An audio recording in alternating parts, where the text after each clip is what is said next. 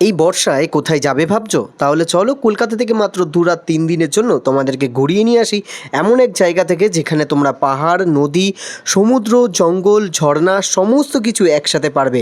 আর থাকতে পারবে খুব সুন্দর একটা ক্যাম্পে। থাকবে এলাহি সব খাওয়া দাওয়া আর ঘুরে নেবে অনেক সুন্দর সুন্দর জায়গা। সবার প্রথম তোমাদেরকে চলে আসতে হবে হাওড়া স্টেশন, তারপর সেখান থেকে ট্রেন ধরে চলে আসতে হবে বালাসোর স্টেশন। আমি বেশ কিছু ট্রেনের নাম, সময় এবং তার ভাড়া সমস্ত কিছু উল্লেখ করে দিলাম, স্ক্রিনে দেখে নিও। বালাসোর স্টেশনে এসে ক্যাম্পের পাঠানো অটো করে তোমরা চলে আসতে পারবে ক্যাম্পে। আমরা এবারে বুক করেছিলাম দুবলাগাড়ি তিপেলার ক্যাম্প, আর ক্যাম্পে ঢুকেই দেখো আমরা হাতে পেয়ে গেছিলাম সঙ্গে সঙ্গে ওয়েলকাম ড্রিঙ্কস। খুব সুন্দর একটা ক্যাম্প। আর ক্যাম্পে আমি যেই রুমটায় ছিলাম সেটা তোমাদেরকে আগে শেয়ার করি। একটা বড় রুম দিয়েছিল আমাকে, আমি একাই যেহেতু ছিলাম, আর রুমটা কিন্তু বেশ পরিষ্কার পরিচ্ছন্ন।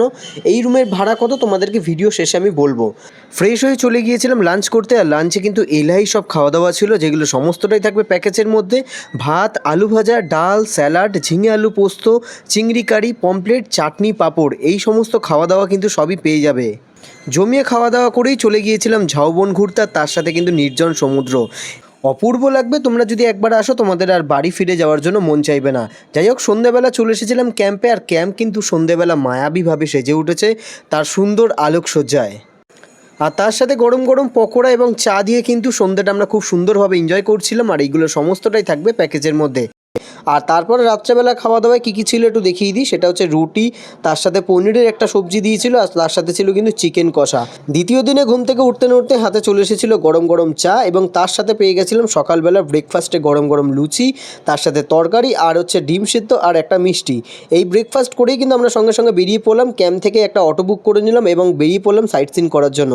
তোমরা চাইলে 4 হুইলারও বুক করতে পারবে। আমরা বেশ অনেকগুলো জায়গা আজকে ঘুরে দেখবো। তার মধ্যে প্রথমেই আমরা ঘুরে দেখেছিলাম সেটা হচ্ছে ক্ষীরচোরা গোপীনাথ মন্দির, এবং তারপরেই ঘুরে দেখলাম আরও একটা মন্দির, সেটা কিন্তু খুবই সুন্দর, ইমামি জগন্নাথ টেম্পল, উড়িষ্যার দ্বিতীয় পুরীও বলা চলে। তারপর সেখান থেকে আমরা চলে গিয়েছিলাম আরও একটা খুব সুন্দর জায়গা, সেটা হচ্ছে ব্লু লেক, খুবই সুন্দর একটা জায়গা। এবং এরপর একে একে আমরা দেখে নিয়েছিলাম নীলগিরি রাজবাড়ি এবং নীলগিরি জগন্নাথ মন্দির। খুব সুন্দর লাগবে তোমরা যদি এই সাইট সিনগুলো করো।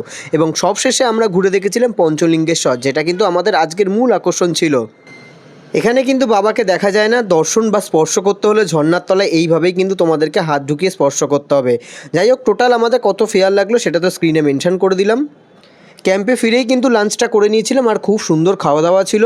আর এখানে রুম ভাড়াগুলো তোমাদের একটু বলে দিই। নন এসি যদি নাও 1800 টাকা পার হেড, থাকা খাওয়া দিয়ে পার ডে, আর 2200 টাকা হচ্ছে এসি। তোমরা চাইলে কিন্তু এখানে বারবিকিউ করতে পারবে, 600 টাকা করে পার কেজিতে তোমরা নিতে পারবে।